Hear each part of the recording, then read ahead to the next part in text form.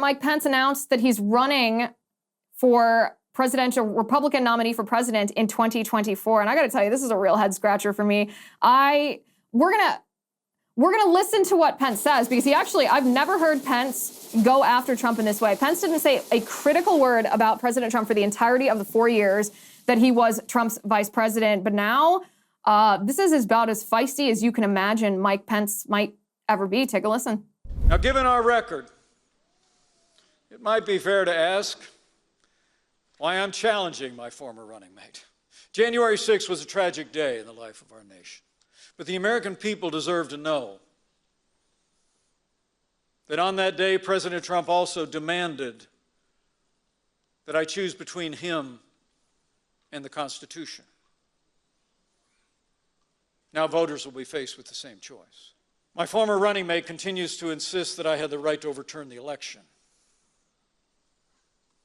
But President Trump was wrong then, and he's wrong now. I had hoped he would come around and see that he had been misled about my role that day. But that was not to be. President Trump,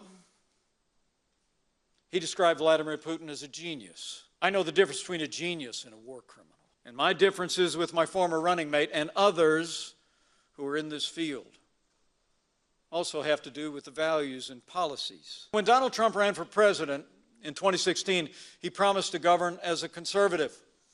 And together we did just that. But today, he makes no such promise.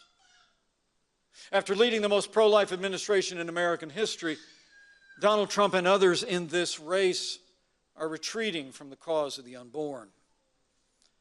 The sanctity of life has been our party's calling for a half a century, long before Donald Trump was a part of it. But now he treats it as an inconvenience, even blaming our election losses in 2022 on overturning Roe v. Wade. You know what President Trump and others are forgetting is that our administration succeeded not because we compromised or abandoned conservative principles, but because we acted on them. I know we can beat Joe Biden, but we must resist the politics of personality. I believe that anyone who puts themselves over the Constitution should never be President of the United States. And anyone who asks someone else to put them over the Constitution should never be President of the United States again.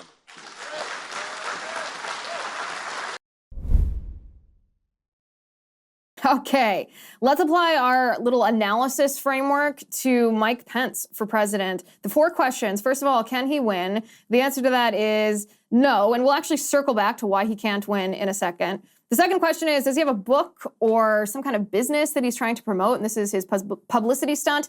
The answer to that is also no.